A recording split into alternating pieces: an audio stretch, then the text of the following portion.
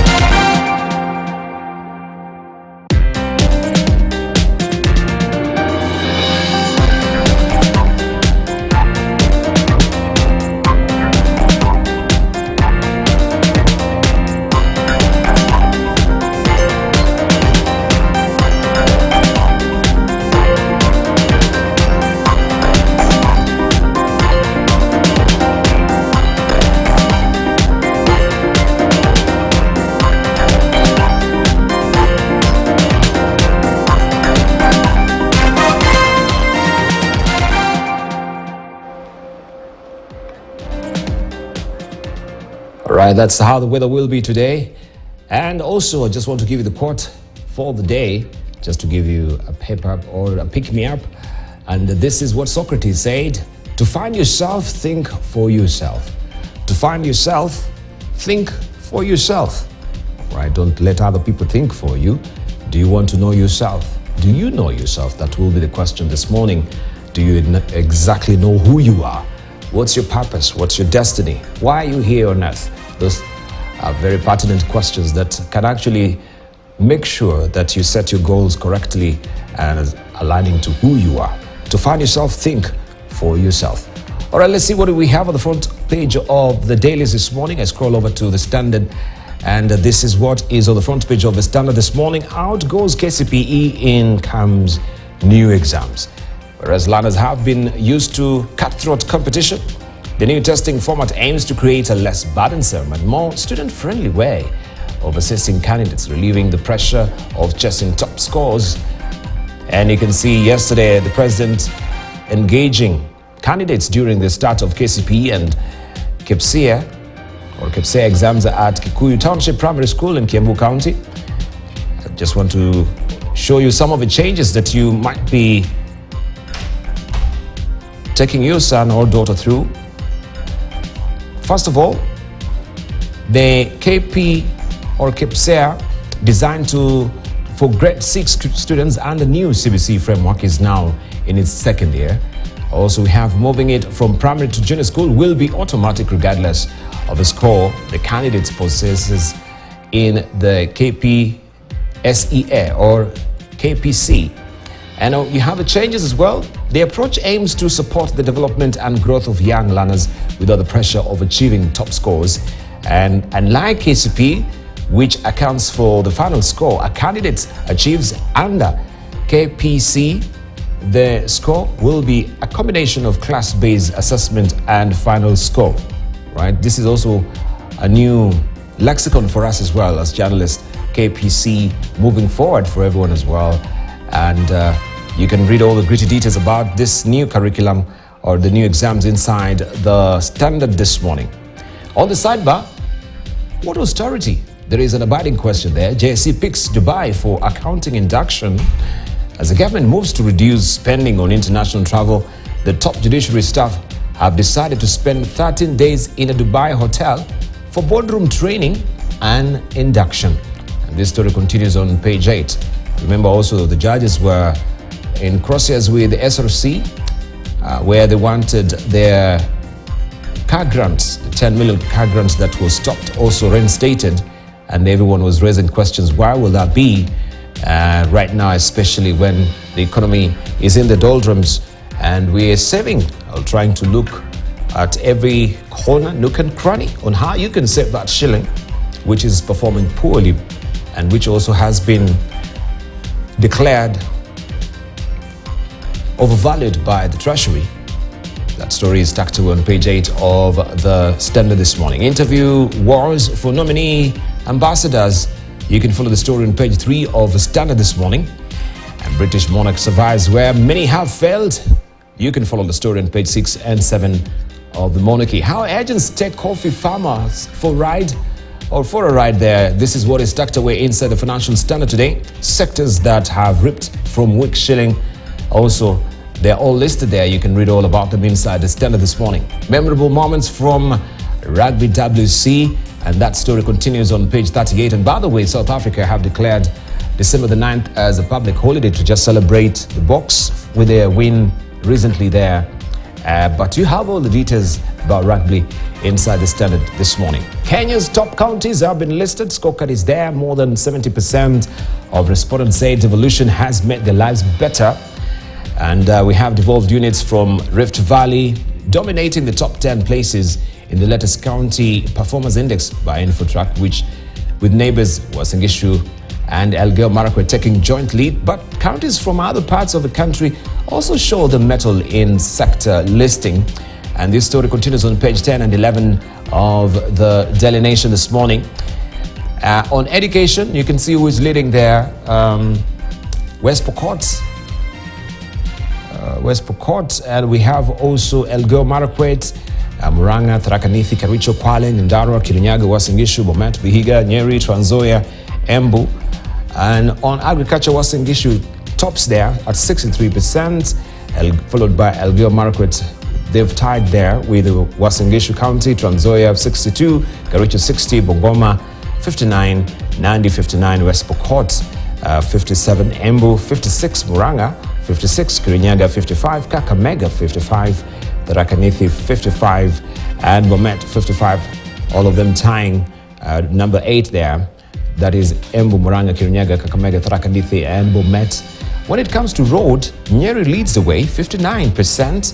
They have smooth roads there. Elgeyo Marakwet follows 57%, West Pokot 57%, Kericho as well 57%, and also Uasin Gishu County. Kirinyaga also doggedly follows 56, and we have Trans Nzoia 56 there, and Murang'a as well 56. Nairobi City, which is meant to be actually the smoothest, it is at 55 right now.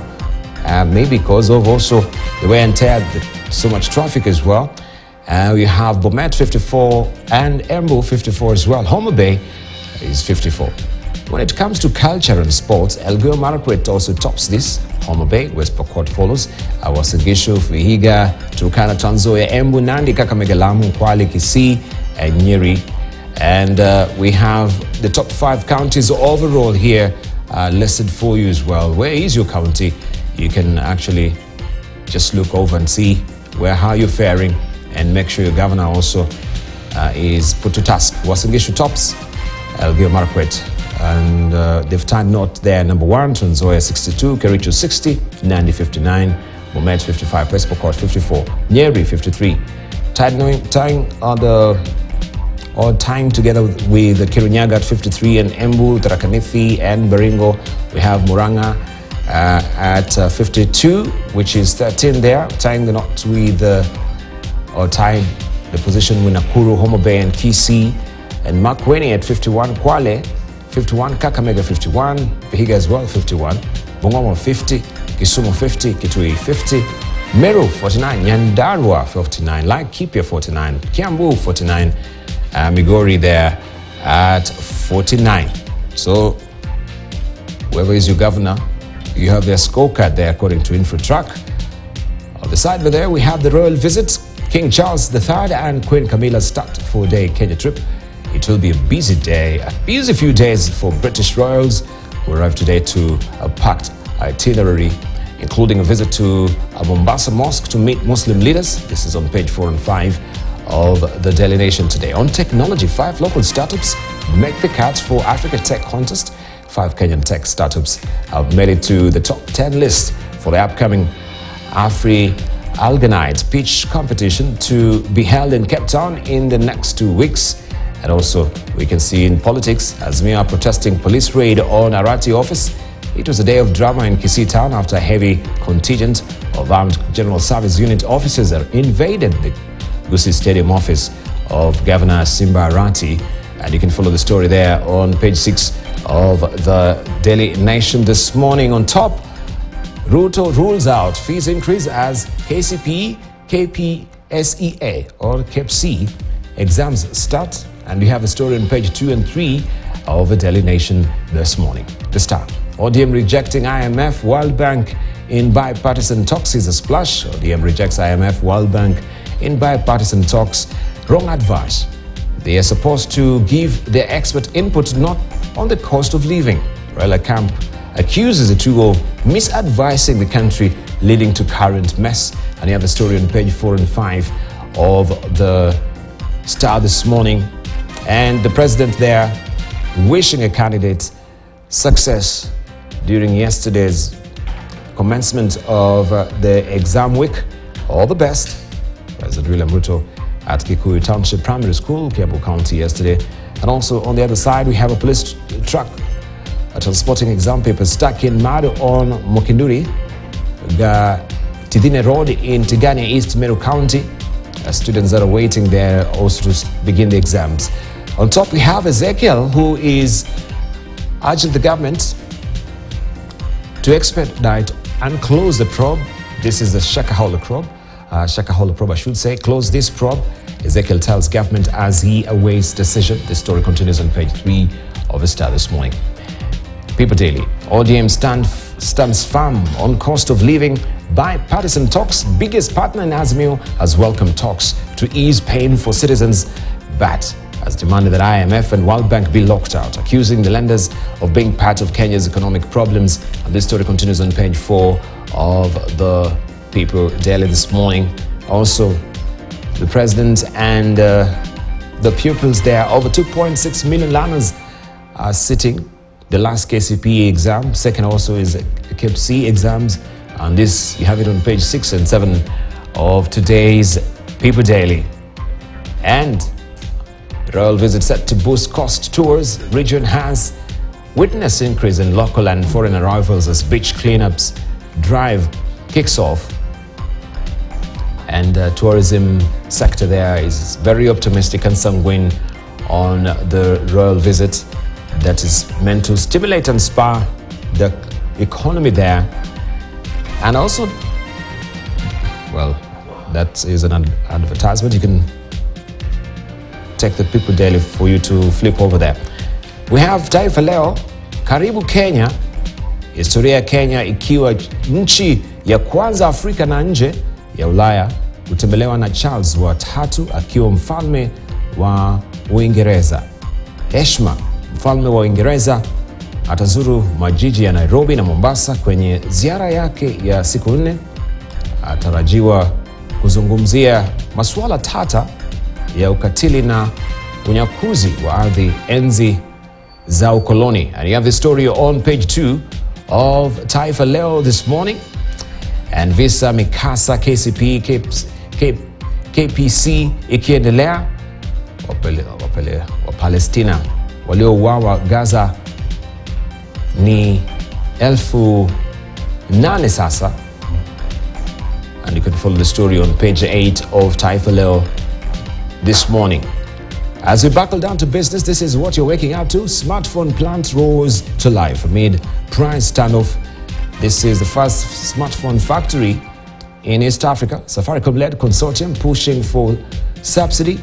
Introductory prices higher than Chinese imports. Unfortunately, it says here that Safaricom-led consortium assembling smartphones in Kenya has asked President William Ruto's administration for subsidies, similar to the fertilizer program after its first set of gadgets ended up being costlier than what is currently available in the market. Safaricom, which is one of 4 ventures partners in the East African Device Assembly Kenya Limited, EDAC, that is assembling the gadgets. Its factory located in Athi River says it will be impossible to compete with Chinese imports without subsidies.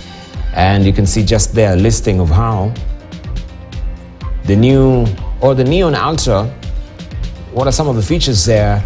That is a model. The battery, that is the capacity there. We have main camera as well, front camera, network, is a 4G display, 6.5. The price is 8,999, that's 9,000. And we have the Neon Smarter as well, which is costing 7,499.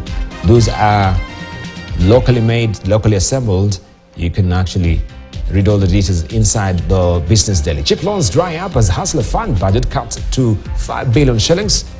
Right, the Hustler Funds also is feeling the effect of the economy right now. Treasury has signaled a reduction in disbursement of cheap state-backed mobile loans with a cut in the budget for the Hustler Fund by almost half to 5 billion shillings in the latest budget or budgetary changes. This is from the 10 billion shillings that the Treasury Cabinet Secretary Njuguna Ndung'u initially set aside for Hustler Funds, officially known as Financial Inclusion Fund, in June for 2023-2024 financial year.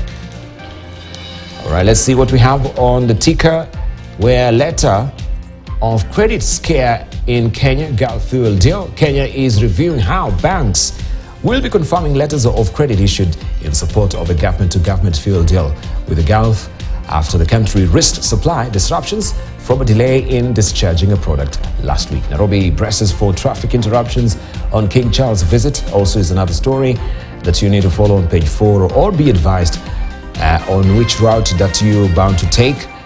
I'll do you a favor maybe and just also read out if maybe it has been listed so that you can know how to navigate your traffic this morning. Nairobi residents should brace for traffic interruptions during the King Charles III and Queen Camilla's state visit to Kenya. They expect to be in Kenya for a 4-day visit from October the 31st to November the 3rd. It's on page 4. Let me try and flip there. We see if the Business Daily has listed in any way what route you should take so that you may be well advised. Right. This is page 4. Nairobi braces for traffic. They say the traffic interruptions will be minimal because of the route of the entourage. We'll see Nairobi culture being displayed as part of the entourage. Will be the High Commission vans, which have been painted to show Nairobi matatu culture. This is what Sakaja talked about yesterday. Well, they have just listed some of the things that will be happening, not actually the route that will be interrupted there. But we'll keep you advised as we go on with the program this morning, as and when that information also comes to hand. This is a Business Daily. We want to see also what we have on the front page of the Daily Monitor in Uganda. Now, US to continue paying for AIDS drugs. This is what the envoy is saying. The new US ambassador to Uganda, William Pope, says the support to people living with HIV/AIDS will continue even when his government has major concerns with the anti-homosexuality law that comes into force in May. And even while he's saying this, also we have President Biden, who has just momentarily advised or announced that the AGOA Pact with Uganda and Central African Republic, among other nations, that will be stopped by 2025. And this is in light also of this particular law. Remember also Kenya is a signatory or is a beneficiary of our AGOA Pact, and we are also waiting for our renewal of this pact in 2025. But for Uganda, that has been chopped off. Even as they're talking about continuing with AIDS drugs, the AGOA Pact will come to a grinding halt. That is a story that you want to follow in the Daily Monitor today. And Amuriat team now calls for dialogue with the Besigye Group. What Museveni rejection of Amin Institute means for us. And also, church thanks government for gesture on Dr. Kiyingi. It's a funeral service there. You can read all about it inside the Daily Monitor. If you're working up in Uganda, in Tanzania, how leading banks posted 33% jump in profits. A reduction in non-performing loans is among factors which helped the 13 first-tier banks operating in Tanzania post 33% increase in profits in the first 9 months of this year. You can follow the story on page 3 of the Citizen. And government is mulling loans for trainee pilots, right? Prime Minister Kassim yesterday directed the Higher Education Student Loans Board to look into the possibility of issuing loans to students training to become pilots, which is very expensive. And that is also a good gesture there in Tanzania as well. 7 charged with armed robbery, kidnapping, all that in the Citizen. In Rwanda this morning, probe names major hazards, not hazards. Probe names major hazards affecting miners' safety and health. Over 2.3 million people die at work from an occupational injury or disease annually. This is according to International Labour Organization. You can follow the story on page 4. And government secures over 90 billion Rwandan francs to upgrade Ruhengeri Hospital. And you can see the pact there. Author Jamond,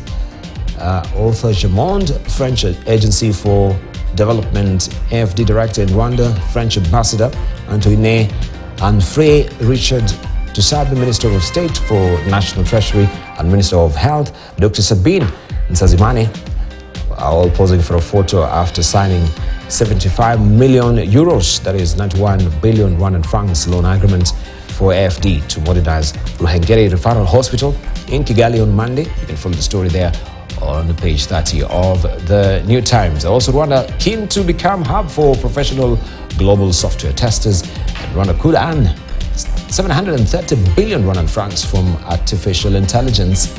And you can follow the story on page 3 of the New Times if you're waking up in Rwanda. The East Africa this week is all focusing on Ruto and his plan to end liquidity crisis, to raise cash to repay $2 billion Eurobond, stabilize shilling and spark growth. President has taken it upon himself to fly out to lobby lenders and investors to put money in the economy. Even when we're talking about the Eurobond as well, 70 billion shillings more is what has topped on the Eurobond debt. This is thanks to, of course, the weakening shilling. That is what is affecting also the sovereign debt. How Europe is challenging China's Belt and Road Initiative. EU is pulling $300 billion to give Africa a better choice of energy infrastructure projects. This story continues on page 5 of East African. And also we have the East African force in DRC may be forced into combat. The continual attacks of peacekeepers by armed groups could push CRF to raise its guard, fire its first bullet. You have a story on page 6 of the East African this week. China Daily, mutual trust emphasized at Security Forum. Senior military officials call on all countries to resolve dispute through dialogue consultation. And this is Flying Tigers veteran Harry Moyer. And also we have who turned 103 on Monday, participates in an event commemorating the 80th anniversary of the United States 14th Air Force's aid to China at Museum of War of China People Resistance Against Japanese Aggression in Beijing on Monday. And that story, you have it also inside the China Daily this morning. I gave you the quote. This is the editorial cartoon. And this is what Gada has drawn today. Title Deeds. And the excavator there, the bulldozer. Serikali, this is how the Serikali has been dealing with wananchi with the title deeds. And you can look at it inside the Standard today. Don't worry, my lady. Dynasty Mbaya was just a campaign slogan, right? Well, he was steamrolling the dynasty narrative. Now, this is what Ozone is talking about. It was just a campaign, of course, slogan. And also inside the Daily Nation, he will be jetting into the country today. Reparations, apology, compensation. This is what also will be on the topic there. It will be a sweating moment also for His Majesty, as you can see it being depicted there by Victor. And we wish all the KCPE and KC candidates all the best. I am a winner. Yes, you're a winner. And this is what we have Stano capturing. Also, we have a latest of King Charles, how love, tragedy, and tenacity shaped the king. You can read all about it. He will be here today, so you'll be seeing much more of his pictures of him as well as he jets into the country. Many stories about him.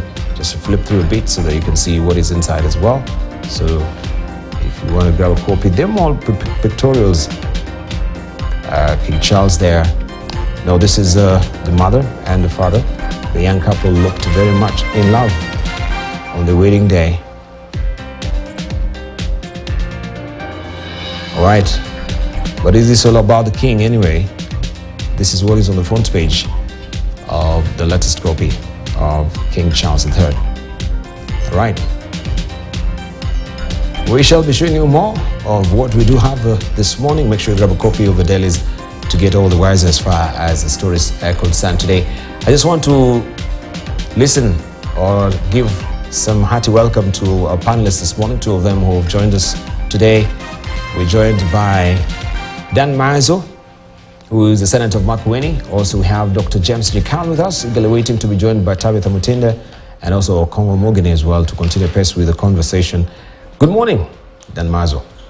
Let's start begin. There's a very interesting editorial cartoon here. Maybe you want to begin there by wishing the people from your constituency, yes, Makueni. I really want to wish all the students, in Makueni, the best in KCPE, and I can see the other exam. I haven't gotten the the name properly, but you know there's a new system whereby Standard 6 have to go through a national examination. So I want to wish all of them all the best together, even the ones doing KCSE also, the Form 4s, and I believe they're going to do very well this time around in Makueni and all the rest of the country. You know when you pass your exams, it prepares for the future, and we look forward to a future in Kenya. The future generation is sitting for exams now, and I know there are very many brilliant students. I visit the schools, pick one or two questions, and the children are very brilliant. You're very brilliant. Yes. Right. So it is KCPE or KCPE. KCPE. So this is a new coinage that we need to get used to right now, especially moving forward. KCPE was easily tripping off our tongue now. KCPE or KCPE. Dr. Nikal. Good morning. Good morning to you. You don't have a card in that actually. All your children they've gone through school. Well, what about my grandchildren? Your grandchildren. Well, let me also wish the candidates in SEME, there are 3 exams going on at the same time, from 4, Standard 6, and Standard 8. So we wish them the best, so that, this transition, particularly those who are in Standard 6, is a new transition, and for the whole country, it's also a new transition. So we wish them well. Let them be encouraged. They'll do their best. That is always what one can do. Your best. Your best. Yes. Good. And then we have the king is actually darkening our door this morning, and you can see very interesting editorial cartoon as well. If may I just have it in full. What are your expectations? I have a history with the first family in UK. I went to school courtesy of Princess Anne, and the British, very closely to, Starry Boy Center, where I went to school. So she will visit many times, and to all the children she sponsored, and there were quite a number. So on behalf of so many of them who are, taken to school by the first family in UK, and especially Princess Anne, really it's a big thanks, and we want to welcome them to Kenya. In fact, they educated 15,000 of them who are very successful and all over the world. You find them in the US, doing professional jobs, in Europe, in Australia, in the Arab world, all over, the world. And these were children who are from very poor families, but were able to be encouraged. She used to visit the school and give an encouraging word. And you see, when you see a princess, a daughter of the queen, then, and from the first family, and she will start the fundraising. She used to fundraise with friends, but she will always start with the first family, and come back to Kenya with a lot of pounds, and will pay all school fees, and most important, encourage. So after independence, Dr. Griffin worked with them very well. And I have been an example of how you can be of good to others, and how you can do, something good for the future of other people, and especially poor children. So I think that's a mark which goes to the first family and the king. First of all, congratulations to him. And then we welcome him to Kenya. He comes in with big diplomacy. Very serious diplomatic ties between Kenya and the UK, and quite a number of Kenyans live there and work there, and send a lot of pounds back home.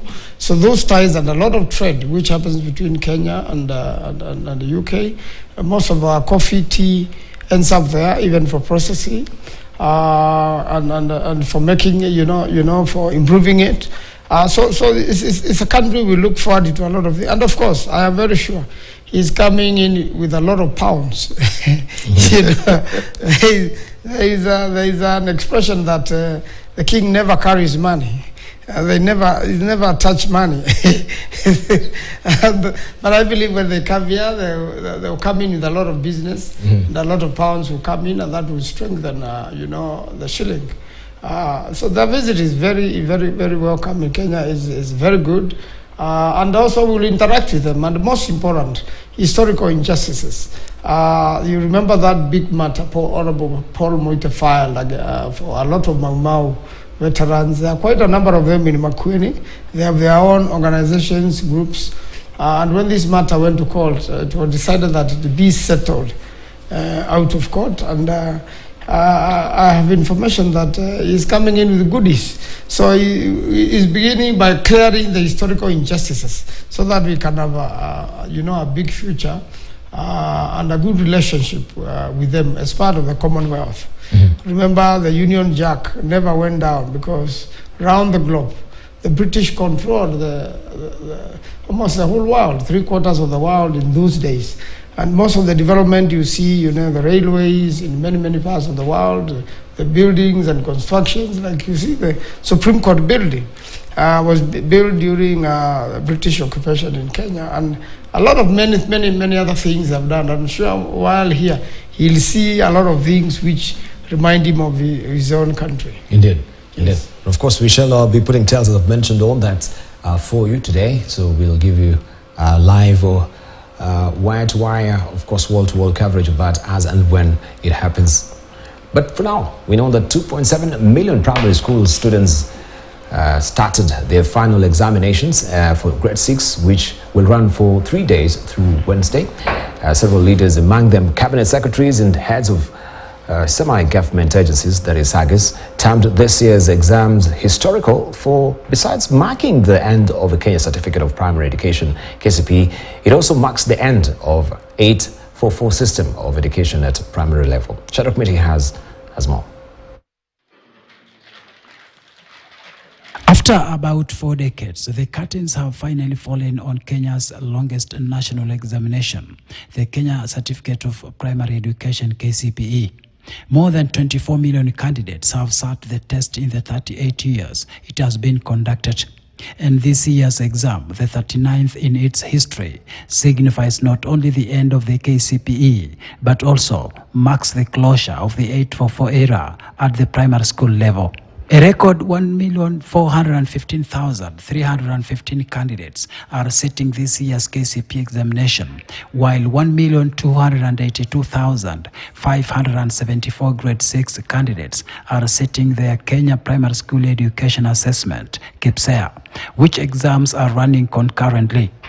Government officers who participated in the monitoring of the exams talked of the significance of this period in the history of Kenya's education. And this being the last KCPE exam, it's very significant in our country. It's historic. It's a transition year, and this is a transition class. We are not telling you to get 400 marks, 350 marks. We are telling you, give us your best. Okay? Yes. Give us your best, whatever that best is. Mimi nataka kuwatakia wanafunzi wote kila laheri ambao wanaofanya mtihani siku ya leo. Nyinyi ndio darasa la mwisho kufanya mtihani wa KCPE. Na mkitahidi na uhakika kwamba kama alivyofanya la mwaka jana Embakasi tutakuwa na performance nzuri. The exams began on the back of a warning from Education Cabinet Secretary Ezekiel Machogo against school managers who failed to register candidates for the exams. And while promising to take appropriate action against the culprits, the Minister of Education directed that every learner who is eligible to sit the exams but was not registered must sit the exams. KCPE candidates represent the second cohort of the CBC class and will be joining grade 7, otherwise referred to as a junior school, next year. And given the ongoing calls by school principals to have school fees increased, Education Cabinet Secretary Ezekiel Machogo dismissed such talks. We have enough pressures. There is no school fees increment. It is 53,000 for national schools and extra county schools, and 45,000 for county schools, and it is going to remain as such. Meanwhile, Transport Cabinet Secretary Kipchumba Murkomen has said he is working closely with his education counterpart to ensure free mobility of exam materials. Speaking at Wangige Primary School in Kikuyu, Murkomen indicated that his ministry has identified specific regions which might require specialized transport interventions due to prevailing weather conditions. we put in place emergency resources to make sure that there are standby contractors, there are standby machines, just in case you need to open up a road or... Shadrach Miti, KTN News. And President William Ruto has assured all candidates seeking the Kenya Certificate of Primary Education and the Kenya Primary School Education Assessment Examinations that the government has made necessary plans to ensure they all progress with their education. President Ruto spoke when he witnessed the administration of exams to candidates in Kikuyu Township Primary, I should say, that is in Kiambu County. And as Jeff Kirui reports, members of the executive were tasked to oversee the exercise in various parts of the country. Monday morning at Kikuyu Township Primary School in Kiambu County, President William Ruto was here to oversee the first day of Kenya Certificate for Primary Education KCPE and Kenya Primary School Education Assessment KCPE exams. And before the examination processes commenced, the President led in prayers. We pray, Heavenly Father, that none of these children will be sick, that none of them will be distracted. We pray that they will carry out this exam in confidence. And we pray, Heavenly Father, for the plans that we have for our children going into the future, that you will help us so that we can do that which is good for them. Accompanied by Education Cabinet Secretary Ezekiel Machogu, the President assured candidates that they would all proceed to their next level of education. There is no child in Kenya who will not have a place to move on and to progress their education into the next level. That is the confidence I want you. That is the confidence I want every child in Kenya, every candidate today to know that as they go into this exam, there is an opportunity for each and every one of you. We also have the last cohort of KCPE, having done it for the last 38 years, Your Excellency, since 1985. This is the last one. President William Ruto reiterating the commitment by his government to invest in education as one of the key priorities. We will do everything that is possible. If there is one thing that we have done is to place education as a priority. And that is why we are spending the largest budget of Kenya on our children. The national government committed members of the executive led by cabinet secretaries to oversee the administration of the exams in various parts of the country. Prime Cabinet Secretary Musalia Mudavadi, who led a team of education officials to oversee the exercise at St. George's Primary, Nairobi, stressed the need to ensure the integrity of the examinations. It's not just a question of us being here for the sake of it. I think we want to send a very strong symbolism to the people of Kenya that the integrity of the exams is paramount, so that their credentials can be recognized, not just within our boundaries, but even beyond. For nearly 7 years now, the government has continued with its multi-agency approach in the administration of national examinations.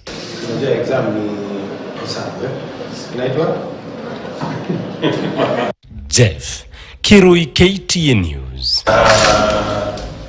Well, it's all action stations for the fourth historic visit by King Charles III and Queen Camilla, as the monarchy is expected to jet into the country. Traffic along major roads in the capital is expected to be interrupted as the king is set to tour some key places in the city. Nairobi Governor Johnson Sakaja says the plans to ensure a smooth visit are complete, assuring residents and workers of minimal disruptions as KTN. Emmanuel Toll reports the pressure to have the king publicly apologize to the country for the atrocities meted upon freedom fighters has continued to gather pace. After weeks of planning following the announcement of their historic visit to Kenya, the country is ready to host King Charles III and his wife Queen Camilla. On Monday, through the X platform, the royal family said the king and queen were on their way to the country. Nairobi Governor Johnson Sakaja has already indicated that the city where the king will spend 2 days is ready. As Nairobi, we're ready and happy to host him. Nairobi has a long history with the monarchy. Nairobi was the first Commonwealth city to get a charter, and before any other Commonwealth city in the world.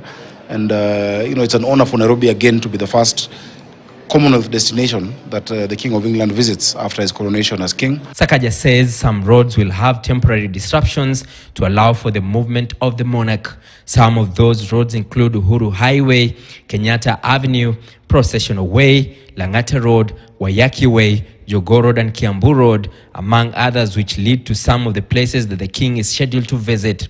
And you will see a lot of elements of Nairobi culture, including part of the convoy being matatus, and part of the vehicles having been, showcasing the Nairobi culture with the graffiti on them, which is part of what we're doing. And so we expect minimal disruptions. We'll be announcing in case there is anything, but the program has been firmed up over time. Their Majesties will have a ceremonial welcome at State House, Nairobi. Before meetings, the King will meet with his host, President William Ruto, as the Queen gets a sit down with the First Lady. Thereafter, State House will host a state banquet. The King will also visit the Commonwealth War Graves Commission, joining British and Kenyan military personnel in an act of remembrance before hearing about the Commission's recent work to ensure all those who supported Britain's efforts in both world wars are commemorated. As the monarch plans to turn a new leaf in Kenya, the push for reparation and compensation for the deaths during the colonial period is getting louder. The King's visit to Kamplangata is a mockery, because that is where most of the atrocities against the people were carried out. But if the King visits Kamplangata and issues an unequivocal apology, we highly suspect that the colonialists never buried Kimathi in Kamiti. And that is why all this time the body has been missing. The King's visit to Kenya is the first to an African country and the 56 Commonwealth countries since he took over from his mother, Queen Elizabeth II. Emmanuel Toh, KT News, Nairobi. And Kenya is on high alert as it doubles efforts in the prevention of terror attacks amid recent security alerts that have been issued by various foreign diplomatic missions in Kenya. The National Counterterrorism Center and CTC Head of Prevention and Resilience, Njenga Miri, assured Kenyans on Monday during a counterterrorism and violent extremism workshop in Nairobi. He confirmed that NCTC is working closely with all actors in the security apparatus and the community to prevent any attacks in the country. He was speaking at an engagement by NCTC that brought together different stakeholders in the security sector and the community for their input in the fight against terror. When you talk about young people, they are at the center of prevention of and countering of violent extremism. But what now mostly happens is that they are just a subject. They are discussed, but rather than being part of the discussion. The security agencies are looking forward to partnering with everybody, to partnering with the stakeholders, whether in the security sector, whether in your private sectors, all the stakeholders. We are looking at you to partnering with the security personnel in this fight of terrorism. We have all the different actors of security with us. It's not just one agency, it's inter-agency, remember that. And therefore we have all the relevant MDAs of government, and therefore we are able also to craft and work out strategies which also prevent exploitation of Kenya maybe as a transit route for violent extremists. In fact, the bulk of terrorism issues are transnational, and therefore we must consider the geopolitics, international geopolitics, and factor them. If you look at most of the attacks that have happened in Kenya, they have actually had an angle that is international. Now, Rift Valley has been ranked the best performer in devolution services for the past 1 year. This is according to an infotruck survey that was conducted between the month of July and August. The survey focused on education, agriculture, transport, and health. Brenda Zeda Radido breaks down the survey. Agriculture remains the main economic driver in the country, with 15 to 17% of Kenya's land fertile and with adequate rainfall for farming. Due to the country's rich variety of landscape, every county has been able to identify a key crop to focus on. Kenya's bread basket, Uasin Gishu, has capitalized on its topography and historical strengths to emerge as the top-performing county in agriculture. Uasin Gishu and Elgeyo Marakwet topped the latest Infotrack poll at 63%, Trans Nzoia 62%, Kericho 60%, Nandi 59%, Bomet 55%, and West Pokot 54%. The poll also placed them among the top improved counties in the region. Counties have also initiated very many mechanisms to ensure that there is sustainable agriculture. They have been providing seeds, they have introduced mechanized farming, they take tractors out to the different residents in the wards of people who are interested in agriculture. They have agricultural extension workers. Whereas the national government has retained health technical assistance to counties and management of national referral health facilities, county governments handle essential health services delivery through level 1 to 5 hospitals. The top performing counties in health include West Pokot at 58%, Homa Bay at 57%, Tharaka Nithi at 56%, and Turkana at 54%. Most improved counties in health are Homa Bay at 37%, Trans Nzoia at 29%, Mombasa 25%, Murang'a 19%, Kirinyaga 18%, and Narok County at 18%. Homa Bay is that they refurbished their level 5 hospital, they constructed new health facilities, they restored essential drug supplies to the facilities across the counties, and we also see the same happening with Mombasa in construction of Miritini and Likoni and streamlining of services across the county. In the education sector, counties like Trans Nzoia, Nyandarua, Homa Bay, Bomet, Samburu, and Narok have recorded improvement. Homa Bay, Trans Nzoia, Narok, Kiambu, and Nyeri are among the top 5 counties that have improved on trade and tourism sectors. We have Narok, which has also improved in trade from 29 to 6. Kiambu has also improved from 40 to 17, and Nyeri from 29 to 11. The survey involved 58,000 respondents across the 47 counties. Brenda Zeda Radido, KTN News. All right, we'll of course speak the brains of our senators who are here also to tell us how those particular counties fared as far as the Infotrack survey is concerned. Now, the ODM party has condemned what they term as mistreatment and unwarranted harassment of the Kisii Governor Simbi Arati by security agencies.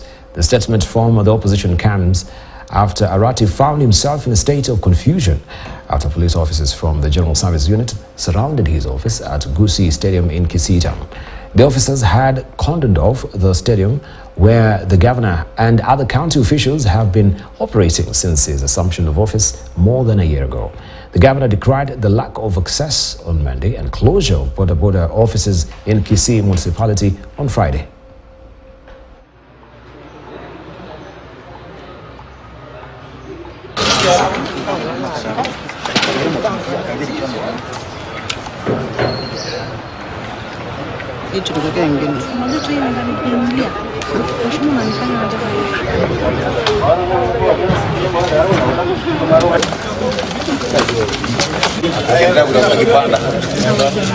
Kuna malalamishi kutoka wananchi, waendeshaji wa pikipiki wanasema ya kwamba mara pikipiki zao zinashikwa, zinapelekwa pale, mara wanachapwa na pia wanatozwa faini ambaye si halali. So leo asubuhi ndio tukaenda pale pamoja na DCI, maafisa wote wa serikali ambaye ni wa usalama, tumeweza kufunga hizo ofisi na tuka declare kwamba hapo inakuwa ni ile tunaita kwa kizungu scene of crime scene, sababu ya yale mambo yanaendelea kufanyika pale. This is just sheer nonsense. Misuse of JSU to intimidate, because there is no reason completely. The whole week the JSU have been around. I'm told from reliable sources there were recce squads after we launched the circle for border in the municipality. And the reasoning, and I want to ask the president, the question is, he has been talking about border, Mamamboga. Therefore, we did launch the border circle here in the stadium, 6,000 of them from the municipality. And these people, that's how we want to shape up their life. But it's unfortunate that the police could have not had anything to do with actually raiding my office. It's only they are being misused just to intimidate us. They have cordoned off an office which is meant to be the office of the border. Young people who are collecting their own revenues. They have called it a crime scene. The police in Kisi, the police in Nyanza, you are being misused. And I did ask the Kindiki, Professor, you are a learned person. You know what the law requires of you. If I've committed any crime, you know the procedure. All right, let's just hear from Dr. Nyikal. This is ODM now decrying what are the mistreatment of a governor. What is at issue as far as Kisii County is concerned with the border, and why do you think they're sort of really caging him? Well, it's just what I think, because I don't know for certain what the issue is. Obviously, the police were there to either intimidate or try to stop him from getting to the office. I can't understand why. All I know is that his office is actually within the stadium precincts, and I don't think it's using the main building. Whether that is the bone of contention, I don't understand. But all I know is whatever it was, that was not the way to do it.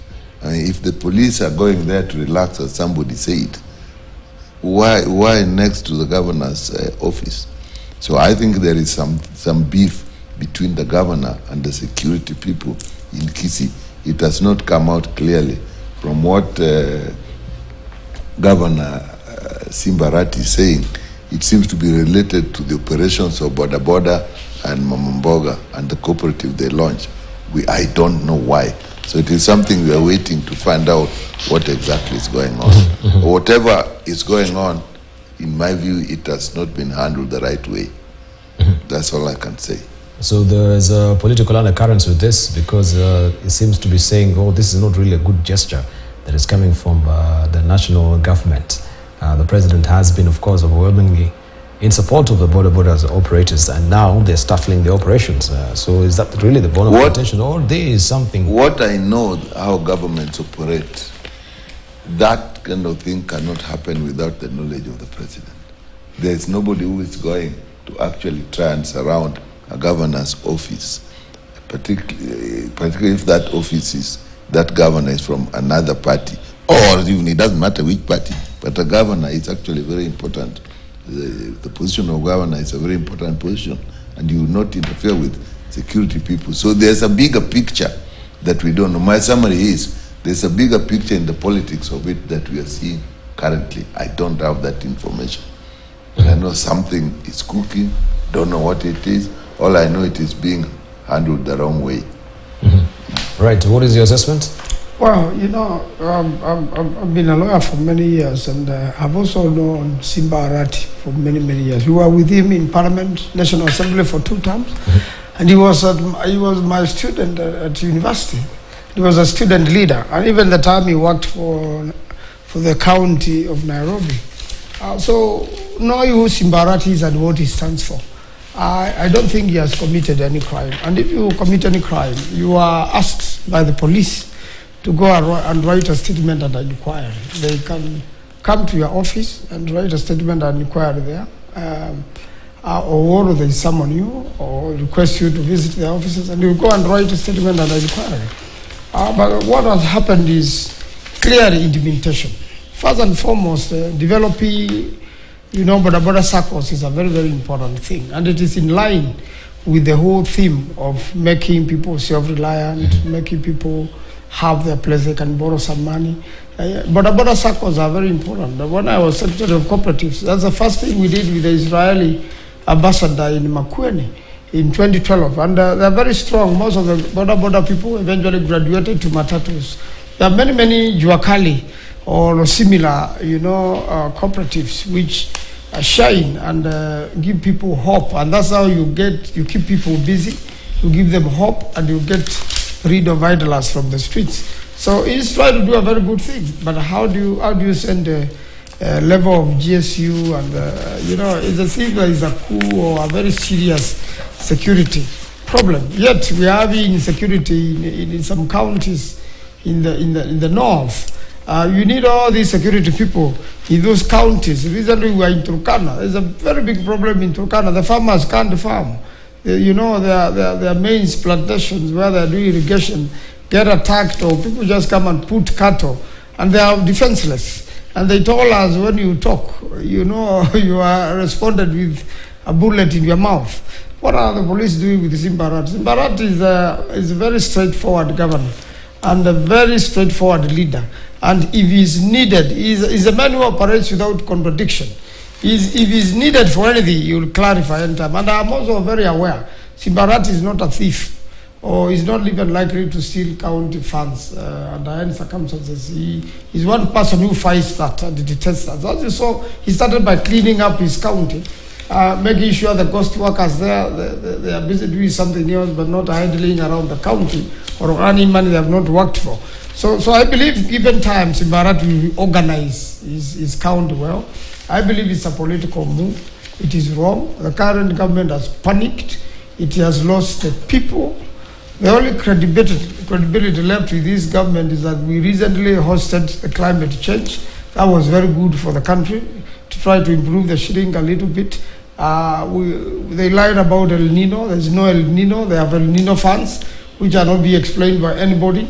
And what they are going to do, they had already been released to the counties and to the national government. We now have the visit of the king.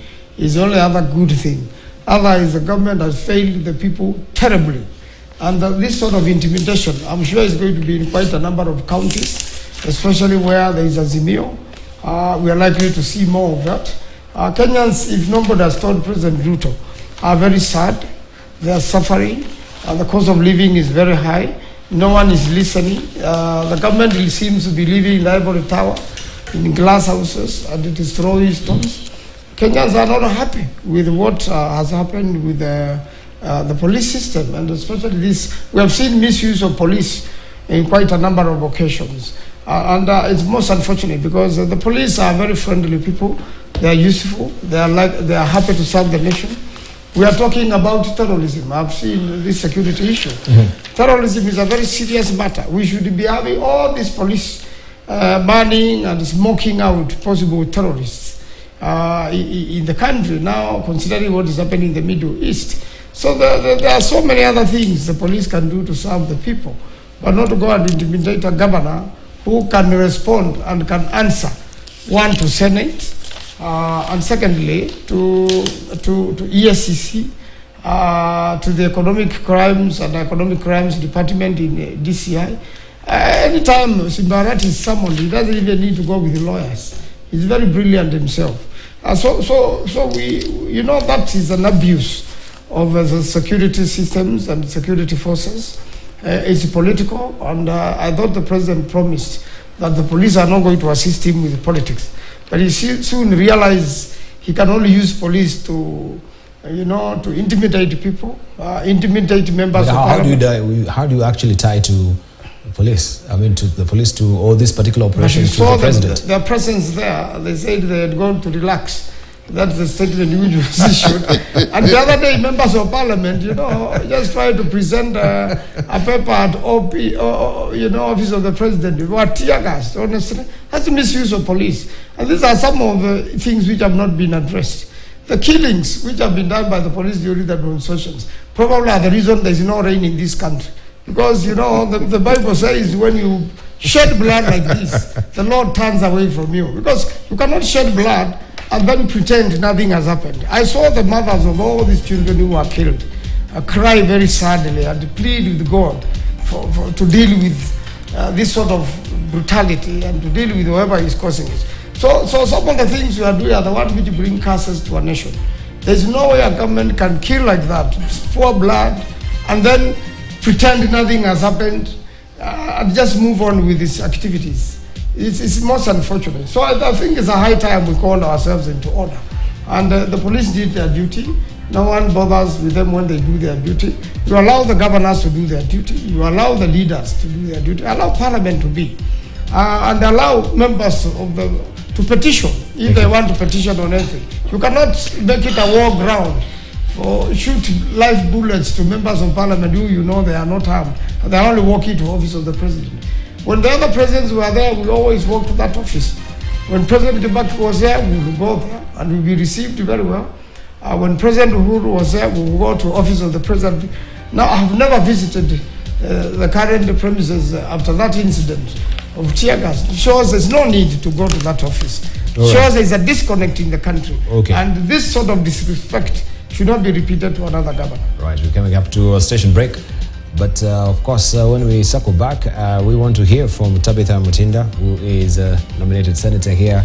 I know she's been busy at the UDA offices. This is a drive that they're trying to, make sure they recruit as many into and the upcoming, of course, housekeeping of the UDA. You'll tell us more what is happening on that particular front. Also, reaction on what is happening to the ranking or the rankings of the counties so far.